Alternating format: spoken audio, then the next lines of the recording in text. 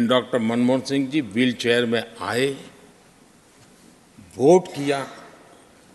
एक सांसद अपने दायित्व के लिए कितना सजग है उसका वो उदाहरण है।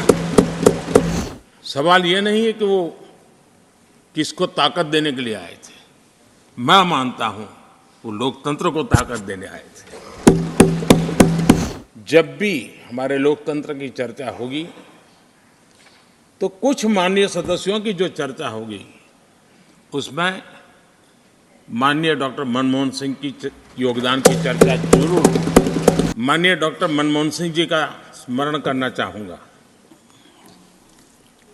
6 बार इस सदन में वो अपने मूल्यवान विचारों से और नेता के रूप में भी और प्रतिपक्ष में भी नेता के रूप में